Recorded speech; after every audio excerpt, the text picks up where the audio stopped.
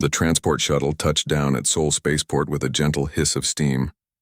Through the small window, Lee Yuna could see thousands of people waiting behind the security barriers. They held signs with her name and pictures of her face. Some were crying, others were cheering even before she stepped outside. Yuna looked down at her military uniform. 5 golden medals hung across her chest, each one heavier than it looked. The biggest one was for breaking the Nexari blockade around Earth. The second was for destroying the Keltar war fleet. The third was for forcing the surrender of 3 alien empires. She was 15 years old. "Admiral, we're ready for your exit," said Captain Bay, her escort officer. He was twice her age and had served under her command for 2 years. Even now he spoke to her with perfect military respect. Yuna nodded and stood up. Her legs felt shaky, but not from the shuttle landing. She had faced alien warlords without fear. She had commanded 10,000 ships in the final battle. But the thought of what waited for her after today made her stomach twist. The shuttle door opened.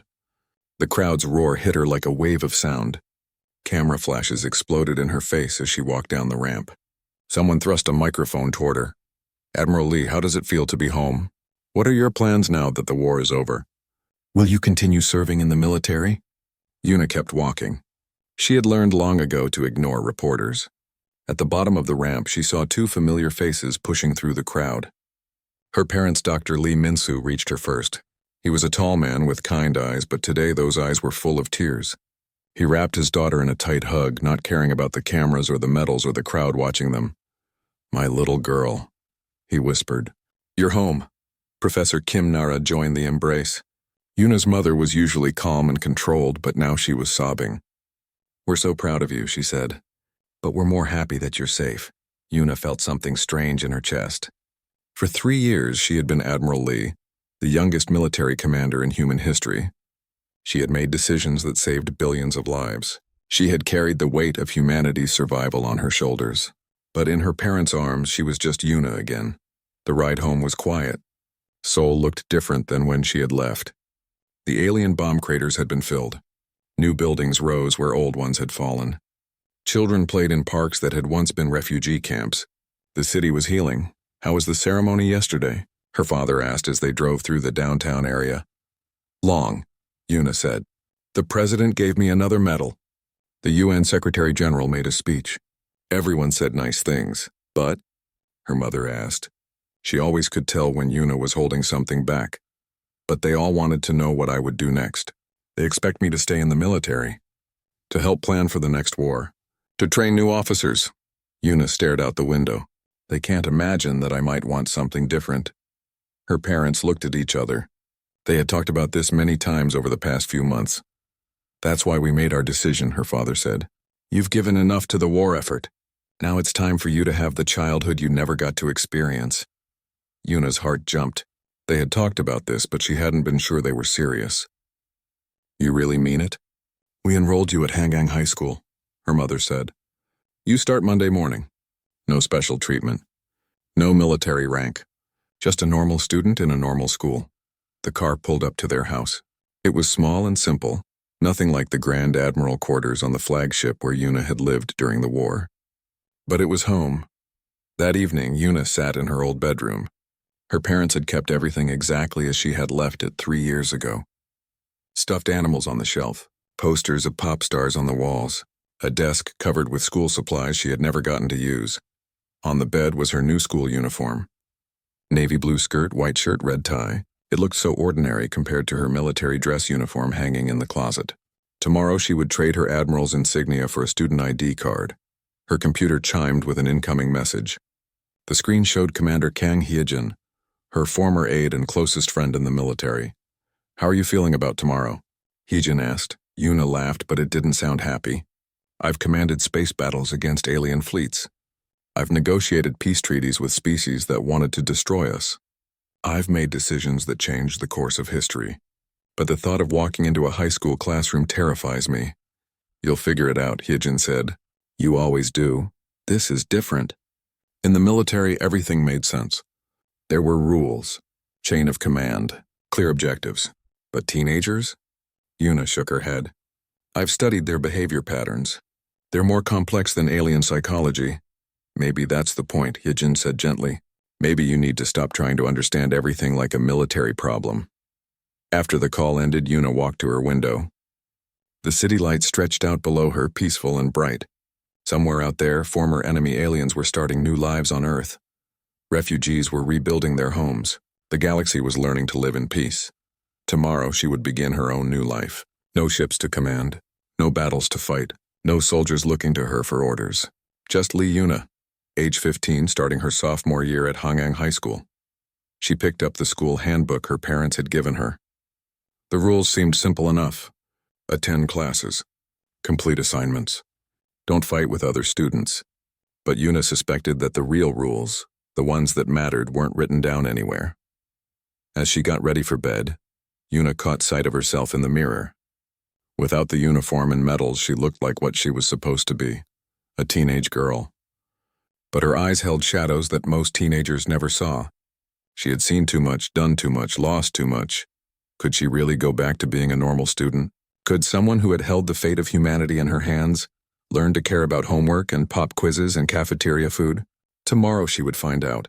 Tomorrow Admiral Lee would disappear, and Yuna would have to learn how to just be herself. Yuna stood outside Hangang High School at 7:30 in the morning. Students flowed around her like water around a rock, chatting and laughing as they headed toward the main building. She watched them with the same careful attention she had once used to study enemy fleet movements. The school was bigger than she had expected. 3 stories of concrete and glass with wide windows that let in the morning sun. Cherry trees lined the walkway, their pink flowers scattered on the ground like confetti. It looked peaceful, safe. Nothing like the war zones she was used to. But Yuna's hands were sweating inside her school bag. She had faced down alien admirals without fear, but the sound of teenage laughter made her nervous. Just another mission, she whispered to herself. Gather intelligence, assess the situation, adapt and overcome. She joined the stream of students entering the building. The hallways were loud and crowded. Lockers slammed shut. Friends called out to each other across the corridor. Someone was playing music from their phone. The chaos reminded her of a ship under attack, but without the discipline. Room 2B was on the 2nd floor. Yuna found it easily enough, but standing in the doorway felt like crossing into enemy territory. 25 desks filled the classroom. Most were already occupied by students who seemed to know exactly where they belonged. You must be our transfer, student, said a voice behind her. Yuna turned to see a middle-aged man with glasses and a kind smile. This had to be Mr. Park Jinho, her homeroom teacher. Yes, sir, she said, automatically standing at attention. Mr. Park raised an eyebrow at her military posture but didn't comment. Just find any empty seat for now. We'll sort out the permanent arrangements later. Yuna scanned the classroom with tactical precision. The back corner offered the best view of all entrances and exits. She could monitor the entire room from there while keeping her back protected. She headed for that desk. As she walked, conversations died around her. Students stared. Someone whispered something too quiet to hear, but Yuna caught the words, "that girl," and "weird." She sat down and unpacked her supplies with mechanical efficiency. Pencils arranged by size. Notebooks stacked in order of importance. Everything in its proper place, just like her old command station. "Attention, everyone," Mr. Park said from the front of the room. "We have a new student joining us. This is Lee Yuna. She's transferring from a different educational program." Yuna knew he had been briefed not to mention her military service. Her parents wanted her to have a normal experience, but she could see recognition dawning in some faces. A girl in the front row was staring at her with wide eyes. "Isn't that—" the girl started to say. "Let's give Yuna a warm welcome," Mr. Park interrupted quickly. "I'm sure she'll fit right in." The morning classes passed in a blur of introductions and explanations. Math was simple after calculating orbital trajectories. History was strange after living through events that would be in future textbooks. Korean literature felt foreign after years of reading military reports and alien diplomatic documents. But the real challenge came at lunch. The cafeteria was a battlefield of social politics. Yuna stood in the doorway with her tray, studying the terrain. Different groups claimed different tables like territories. The popular students sat near the windows. The athletes claimed the center tables. Quiet students hugged the walls. She picked an empty table in the corner and sat alone. The food was good, much better than military rations, but she ate without tasting it. Her attention was focused on the complex social interactions playing out around her. That's when she saw him. Nam Ji-hoon was small for his age, with thick glasses and a nervous way of moving. He was trying to find a place to sit, but every table he approached seemed to have no room. Finally, he settled at the far end of a mostly empty table. Kim Tae-woo noticed him immediately. Tae-woo was everything Ji-hoon wasn't. Tall, confident, surrounded by friends who laughed at his jokes. He was the kind of person who took up space just by existing, and right now he was looking at Ji-hoon like a predator studying prey. "Hey, Four Eyes," Tae-woo called out loud enough for half the cafeteria to hear. "This isn't the loser table. Find somewhere else to sit." Ji-hoon's face went red. He started to gather his things, but Tae-woo wasn't finished. "Actually, don't sit anywhere. Nobody wants to look at you while they're eating." Tae-woo's friends laughed. Other students pretended not to notice, but Yuna could see them watching from the corners of their eyes. This was entertainment for them. A show to break up the boring lunch hour. Yuna's hands tightened into fists. She had seen this kind of behavior before. Soldiers picking on weaker squad mates.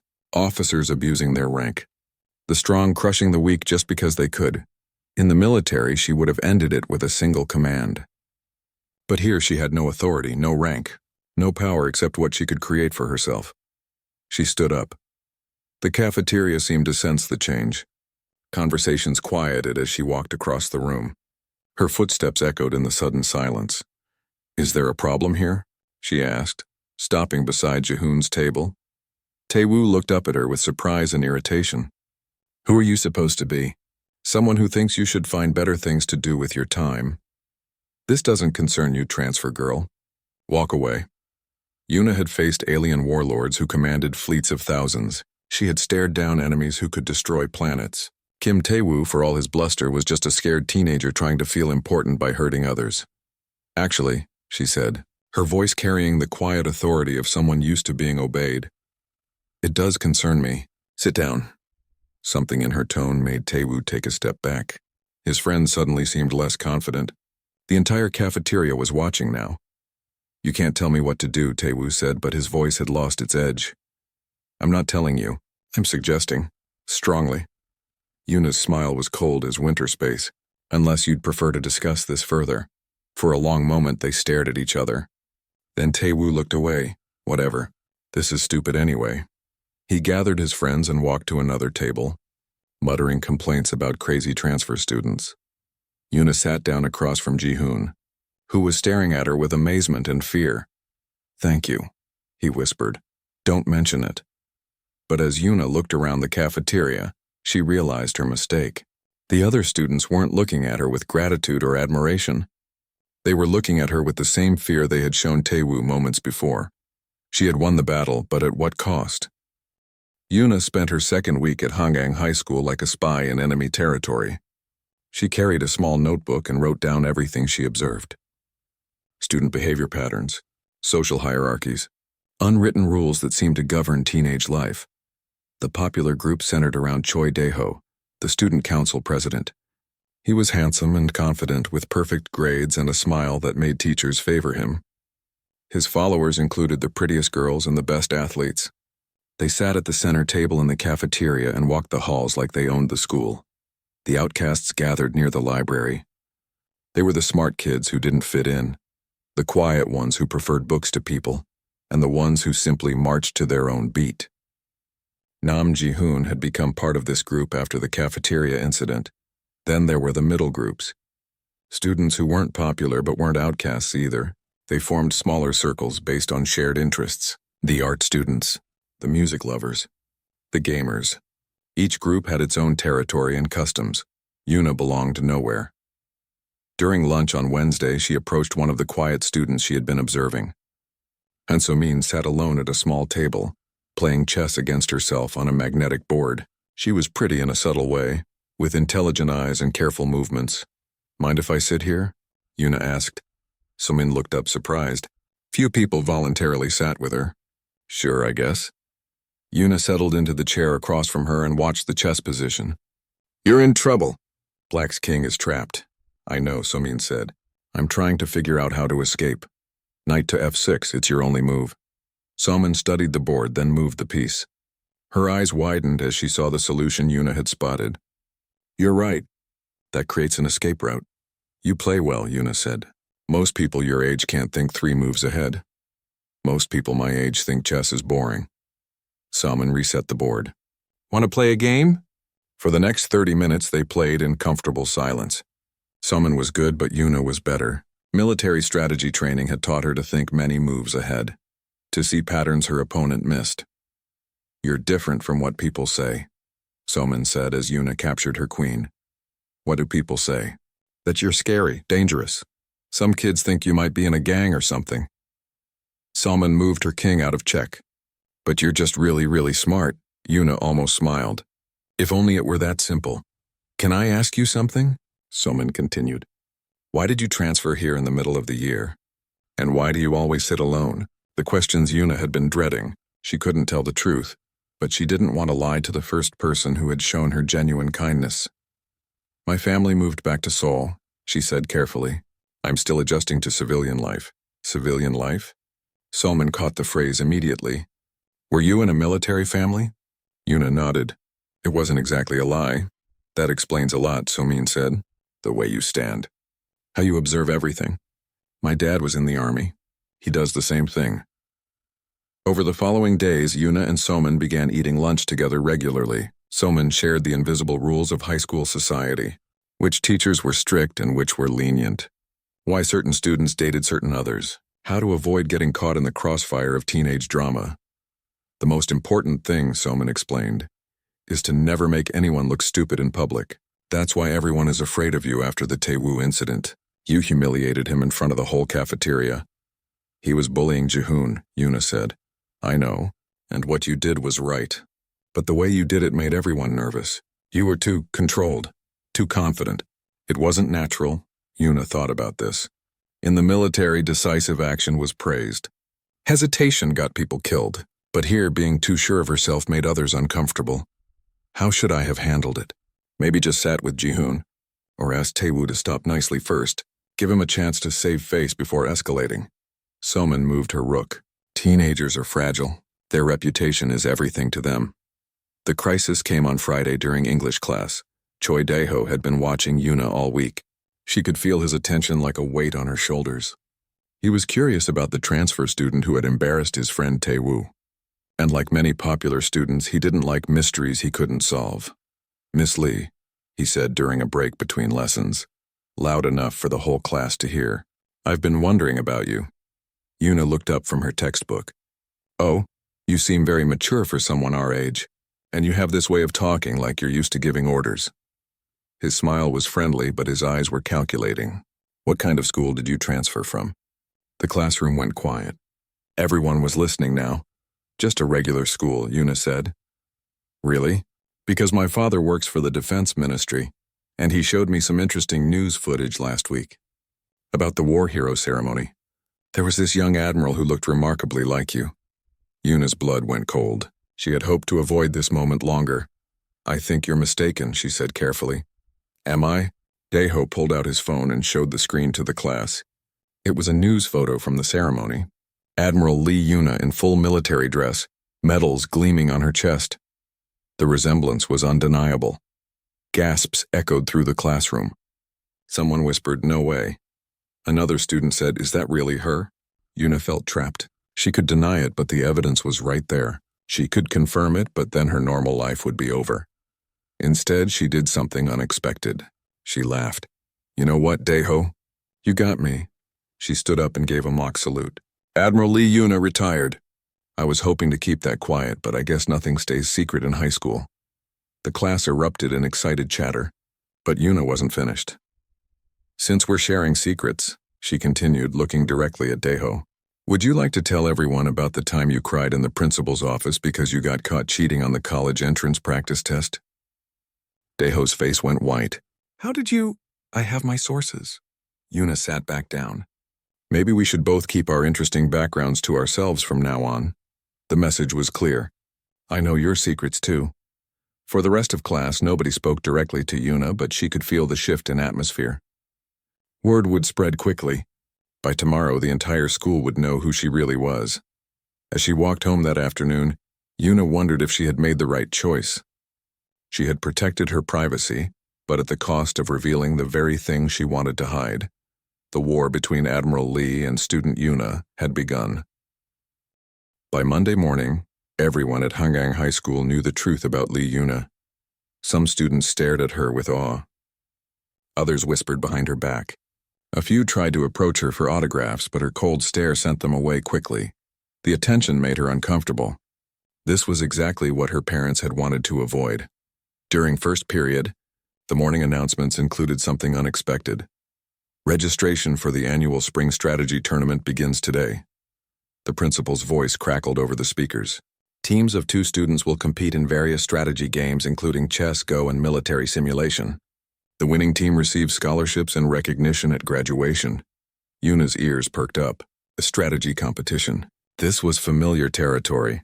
Random partner selection will take place during lunch period. The announcement continued. All interested students should report to the gymnasium. After class, Soman found Yuna at her locker. Are you going to enter the tournament? Soman asked. I'm considering it.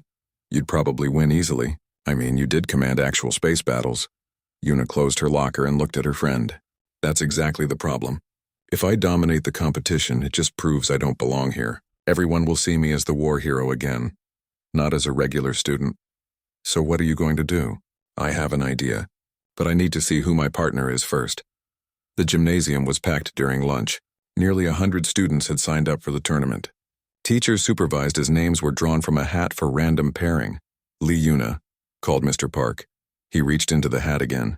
Your partner is OG1. Yuna looked around until she spotted her partner. OG1 was a thin boy with messy hair who looked like he would rather be anywhere else. She recognized him from her mathematics class. He was smart but extremely shy, the type who never spoke unless directly asked a question. She walked over to where he stood nervously by the bleachers. Hi, Jiwan, I guess we're teammates. He looked up at her with wide, frightened eyes. I probably should drop out. I'm not very good at strategy games. I just entered because my mom said I needed more activities for my college application. What games do you play? Just chess, and not very well. Yuna studied him carefully. He reminded her of some young officers she had known during the war. Intelligent but lacking confidence. Good tactical minds hidden behind self-doubt. Show me, she said. They found an empty chess set in the corner of the gym. Jiwan played cautiously, second-guessing every move. But Yuna could see the quality of his thinking. His moves were conservative but sound. He saw threats well and defended carefully. You're better than you think, she told him after he lost in 30 moves. No, I'm not. You're just being nice. Jiwan, I don't say things I don't mean. You have good instincts. You just need to trust them more. Over the next week, they met every day to practice. Yuna found herself in an unusual position. Instead of leading from the front like she had in the military, she had to step back and let Jiwan develop his own style. It was harder than commanding a fleet. Why don't you just play both games yourself? Jiwan asked during one particularly frustrating practice session. You could win this tournament easily. Because that's not the point, Yuna said. Anyone can win with superior force. Real leadership means making your team stronger. But what if I mess up during the actual tournament? Then we'll lose. And that's okay. Yuna reset the chessboard. I've lost before, Jiwan. It's not the end of the world. Easy for you to say. You've accomplished more than most people do in their entire lives. Yuna was quiet for a long moment. Do you know what my biggest regret from the war is? Jiwan shook his head. I never had a real friend. Everyone around me was either a subordinate or a superior. They respected me or feared me or wanted something from me, but nobody just liked spending time with me. She looked at him seriously. That's what I want from this tournament. Not another victory to add to my record. Just the experience of working with a friend toward a common goal. Something changed in Jiwan's expression. The fear was still there, but now there was determination too. The tournament began on a rainy Thursday morning. 16 teams competed in the first round, playing simultaneous games of chess, Go, and computer strategy simulations. Yuna watched Jiwan carefully as they sat down for their first chess match. Their opponents were 2 of the school's top academic students, confident and well-prepared. Remember, she whispered to Jiwan as the match began. Trust your instincts. I believe in you. The first game was close. Jiwan played with more confidence than she had ever seen from him, but he still lost by a small margin. Their opponents looked pleased with themselves. "Don't worry," Yuna told her partner. "We'll get them in Go." The Go match was where Jiwon truly shone. The game required patience and long-term thinking, qualities that suited his personality perfectly. He played methodically, building territory while their opponents made flashy but ultimately ineffective attacks. When the dust settled, Jiwon had won decisively. "I can't believe it," he whispered, staring at the board. "I can," Yuna said. "You played brilliantly." The computer simulation was Yuna's turn to shine, but she deliberately chose a support role. She suggested strategies and pointed out opportunities, but let Jiwon make the final decisions. Together they managed a narrow victory. They advanced to the second round. As word spread about their success, something interesting happened. Students began approaching them differently. Instead of treating Yuna like a celebrity or a threat, they saw her as part of a team. The shy girl helping the awkward boy, the famous admiral acting like a normal teenager. "You're doing this on purpose," someone said to her during dinner break. "Doing what?" "Making yourself seem more human. Less intimidating," Yuna smiled. "Maybe. Is it working?" "Look around." Yuna glanced across the cafeteria. For the first time since arriving at the school, she saw students looking at her with curiosity rather than fear. Some even waved when they caught her eye. "Yeah," Soman said. "It's working." The tournament finals were held the next Friday in front of the entire school. 4 teams remained, including Yuna and Jiwon. The audience filled the gymnasium, excited to see how the legendary Admiral Lee would perform. But they got something unexpected. Instead of the cold, efficient commander they had imagined, they saw a teenager cheering enthusiastically for her partner. When Jiwon made a brilliant move in the chess match, Yuna jumped up and hugged him. When he struggled during the Go game, she offered quiet encouragement. They didn't win the tournament. They came in second place, losing in the final computer simulation by a single point. But as they walked off the stage together, both of them smiling despite the loss, Yuna realized she had achieved something more important than victory. She had learned how to be part of a team instead of leading one. And for the first time since arriving at Hangang High School, she felt like she truly belonged. Spring brought cherry blossoms to the school courtyard and a new student to Yuna's world. Ryu Jisung transferred into her class on a Monday morning in April, and everything changed. He was tall and lean with kind eyes and an easy smile. When Mr. Park introduced him to the class, he bowed politely and said he hoped to make many friends. Unlike when Yuna had arrived, the other students welcomed him with genuine warmth. "He's cute," whispered the girl sitting behind Yuna. "And he seems nice too," added another. Yuna found herself studying this new variable in her carefully mapped social environment. Jisung was confident without being arrogant, friendly without trying too hard. He laughed easily and listened carefully when others spoke. Within a week, he had integrated seamlessly into multiple social groups. It was impressive and slightly annoying. During their second week as classmates, Jisung approached Yuna after mathematics class. "Excuse me, Yuna?" His voice was warm and respectful. "I was wondering if you could help me with something." She looked up from packing her books. "What kind of help?" "I'm still learning my way around Seoul. I heard you know the city well. Could you recommend a good place to study? Somewhere quiet but not completely isolated?" The request was simple enough, but something in his tone suggested this wasn't really about finding study spots.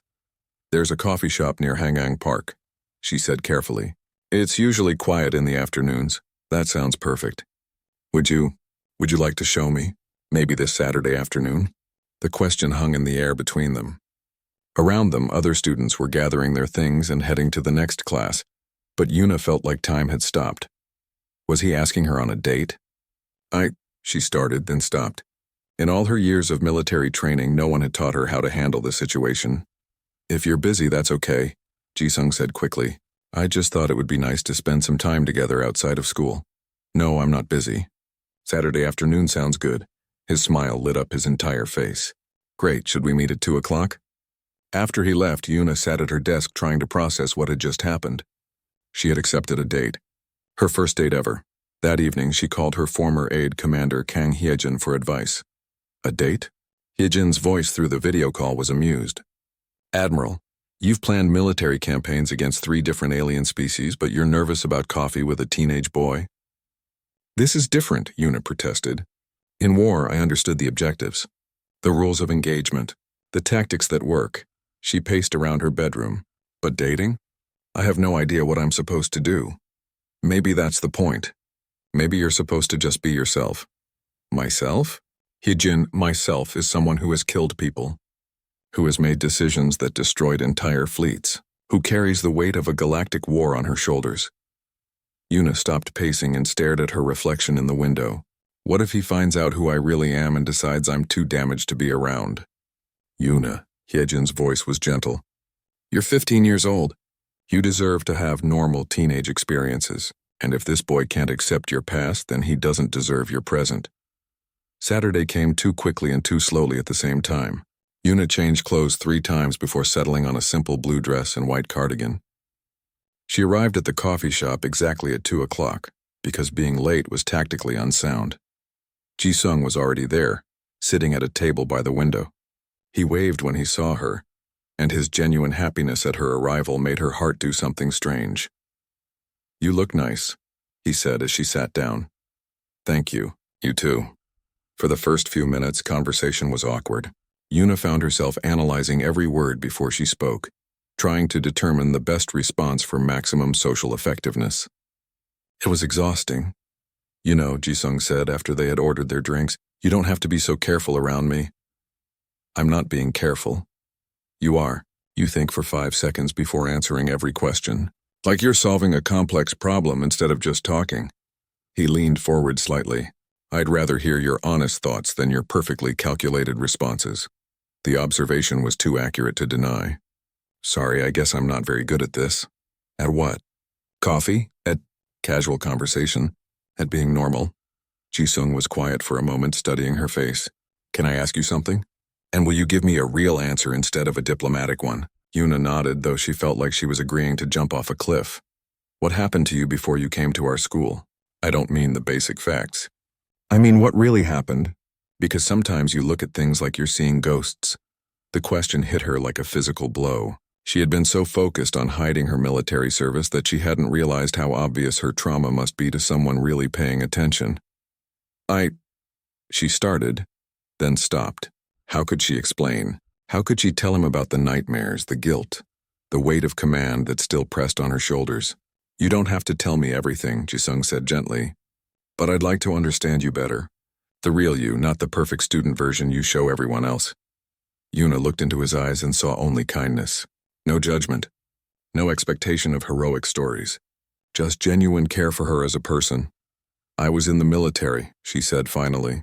During the war, I had responsibilities. Important ones. People depended on me. That must have been hard. It was. And when it ended, everyone expected me to keep being that person. But I just wanted to be normal. To go to school and worry about homework instead of... She trailed off. Instead of life and death decisions. She nodded. My parents thought coming here would help. And it has, mostly. But sometimes I feel like I'm pretending to be someone I'm not. Ji-sung reached across the table and briefly touched her hand. You don't have to pretend with me. I like who you are right now in this moment. Not some perfect version of yourself. For the first time in months, Yuna felt herself relax. Really relax. Her shoulders dropped. Her breathing slowed. The constant vigilance that had become second nature began to ease. They talked for 3 hours. About books and movies and dreams for the future. About silly things and serious things and everything in between. Ji-sung told her about moving around a lot as a child because of his father's job. Yuna shared carefully edited stories about her travels. As the sun began to set, they walked along the Han River. The cherry blossoms were in full bloom, their petals drifting on the breeze like snow. This was nice, Ji-sung said as they reached the bus stop where they would part ways. It was. Thank you for... Yuna searched for the right words. For making it easy. Would you like to do it again sometime? I'd like that very much. As her bus pulled away, Yuna saw Ji-sung waving from the sidewalk. She waved back, smiling more genuinely than she had in years. For the first time since the war ended, she felt like just a teenage girl with a crush. It was wonderful and terrifying in equal measure. 2 weeks after her first date with Ji-sung, disaster struck. It started during lunch period on a Wednesday.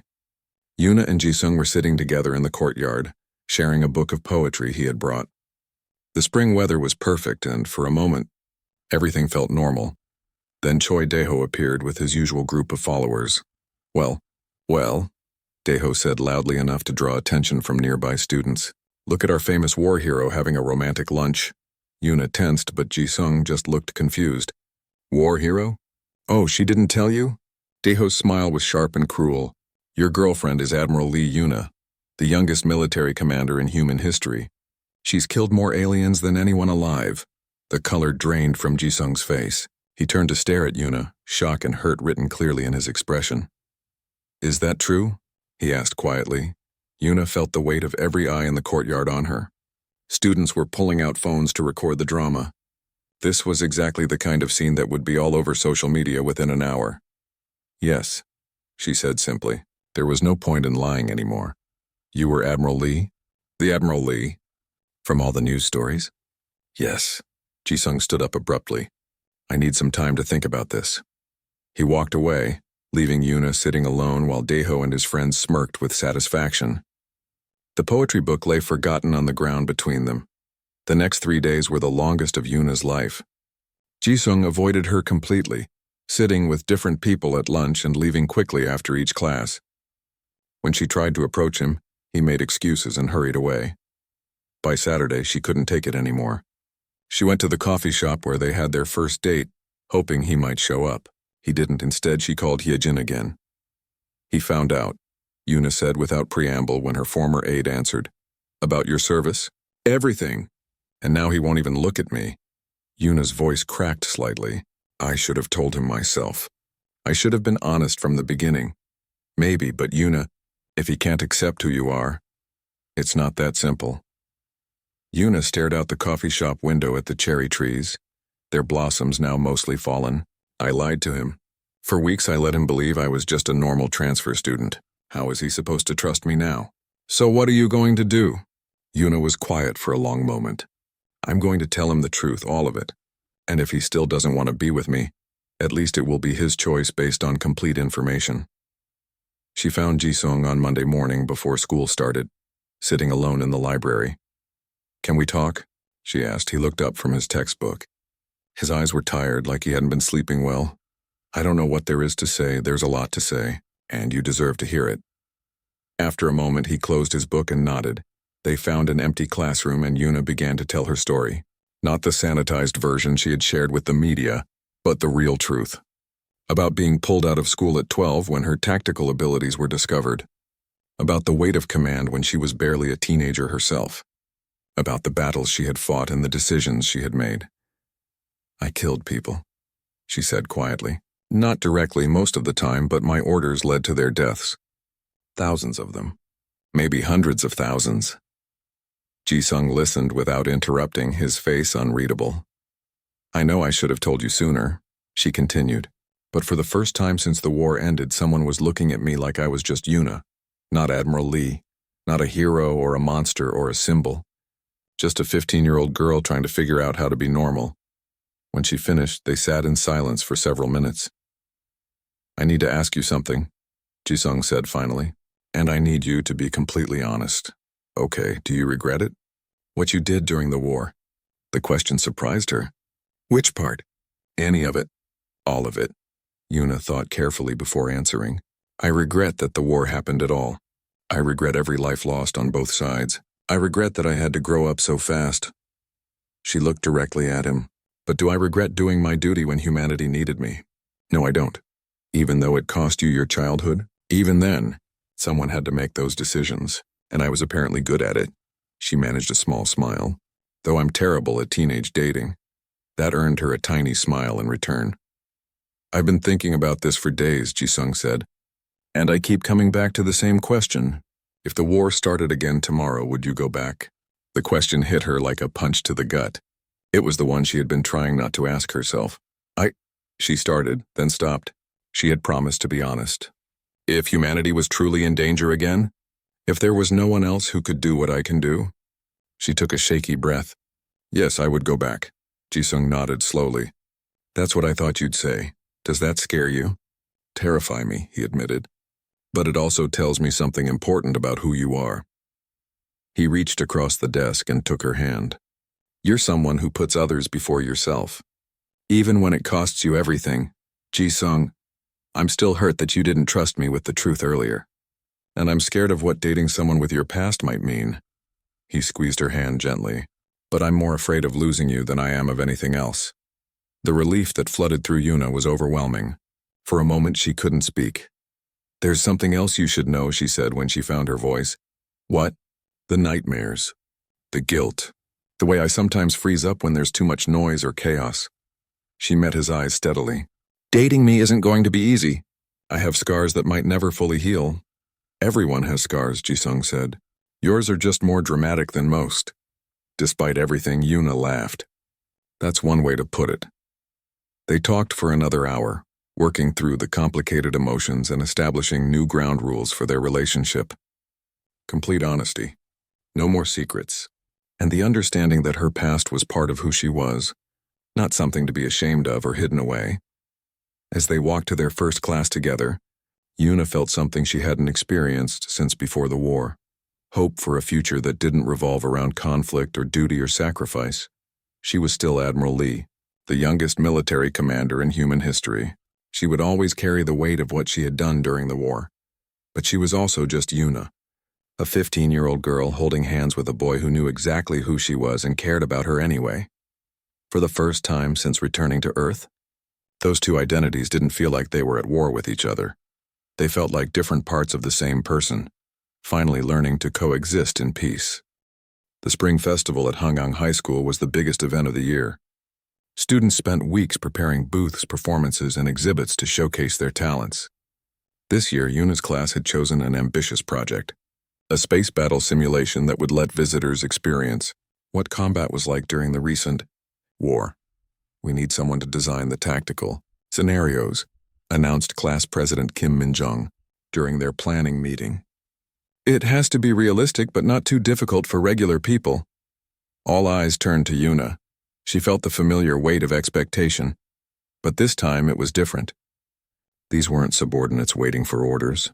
They were classmates asking for help with a shared project.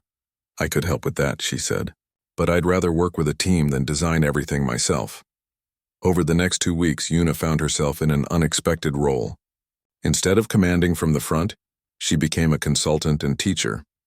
She worked with the tech-savvy students to create realistic space physics. She helped the art students design alien ship models based on her actual combat experience. She guided the drama students in writing dialogue that captured the tension of real space battles. You're different, Soman observed as they worked late one evening in the computer lab. More relaxed than when you first arrived. Am I? You're not trying to control everything anymore. You're just helping. Yuna considered this. I guess I learned that being the smartest person in the room doesn't mean I have to be the only person making decisions. The night before the festival, something went wrong with the simulation's main computer. The program crashed and all their work seemed lost. Students panicked as weeks of preparation appeared to be wasted. Can we rebuild it in time? Someone asked. Not from scratch, replied Park Sung-ho, their best programmer. We'd need the original code files, but they're corrupted. Yuna studied the broken computer screen, her tactical mind automatically analyzing the problem. She could fix this. Her military training had taught her to work with damaged systems and improvised solutions. But she hesitated. Taking charge now would undo all the progress she had made in learning to be part of a team, rather than its leader. What if we try a different approach? She suggested instead. Sung-ho, could you recover the graphics files if I help you bypass the corrupted directory structure? Working together, they managed to salvage most of their project. Other classmates contributed ideas and solutions. By morning, they had rebuilt the simulation into something even better than the original. The festival itself was a huge success. Hundreds of visitors tried their simulation, experiencing scaled-down versions of the battles Yuna had actually fought. She watched from behind the booth as families, couples, and groups of friends worked together to defend virtual Earth from alien invasion. This is incredible, said an elderly man after completing one scenario. It really makes you appreciate what our military went through during the war. A young mother brought her children through the simulation, explaining how the real Admiral Lee had saved their planet. She was just a teenager like some of you will be soon, she told them. Yuna felt a strange mix of pride and discomfort hearing her story told by others. But there was something satisfying about sharing her experiences in a way that helped people understand rather than fear. The real test came when Principal Zhang visited their booth. "This is impressive work," he said after trying the simulation himself. "Very educational and well-designed." He paused, looking directly at Yuna. "I understand we have the real Admiral Li to thank for the historical accuracy." Before Yuna could respond, her classmates jumped to her defense. "Yuna helped a lot," said Minjong, "but this was a team effort. Everyone contributed something important. She taught us how to work together instead of just following orders," added Seungho. "Yeah," said another student. "She could have done everything herself, but she made sure we all learned something instead." Principal Zhang nodded approvingly. "That sounds like real leadership to me." As the day continued, Yuna found herself relaxing into her role as both helper and participant. When young children struggled with the controls, she patiently guided them through the basics. When adults asked about her real experiences, she shared carefully chosen stories that honored both the sacrifices made and the peace that followed. Near the end of the festival, she was surprised to see Commander Kang Hyejin approaching the booth with her husband and young daughter. "Admiral," Hyejin said with a warm smile, then caught herself. "Sorry, Yuna, Hyejin." Yuna hugged her former aide. "What are you doing here? I wanted to see how civilian life was treating you. And my daughter has been asking about the famous Admiral Li ever since she learned you were attending a regular school." Hyejin's daughter, maybe 8 years old, stared up at Yuna with wide eyes. "Are you really the one who beat the aliens?" "I had a lot of help," Yuna said, kneeling down to the girl's level. "The most important thing I learned is that no one wins anything by themselves. But you were the leader, right? You told everyone what to do?" "Sometimes. But being a good leader means listening to your team and helping them do their best work." Yuna gestured around the festival booth, "Just like this project. Everyone here had different skills and we combined them to make something better than any of us could have created alone." After Hyejin's family left, Jisung appeared at Yuna's side. "How are you feeling?" he asked. "Good, actually. Really good." She looked around at her classmates cleaning up their successful booth, laughing and congratulating each other on a job well done. "I think I finally understand what my parents wanted me to find here." "What's that?" "The difference between being important and being valued. In the military, I was important because of what I could do. Here, I'm valued for who I am." As they walked home together under the early evening sky, Yuna reflected on how much had changed since her first terrifying day at Hangang High School. She had friends who knew her whole story and accepted her anyway. She had learned to contribute without dominating, to lead without commanding, to be strong without being intimidating. Her phone buzzed with a message from the Galactic Council. They wanted to consult with her about rising tensions between former enemy species now trying to coexist peacefully. For a moment, the old sense of duty stirred in her chest. These were important matters.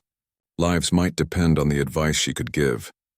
But then she looked at Jisung walking beside her, at the normal teenage life she had fought so hard to build, at the friends waiting for her tomorrow at school.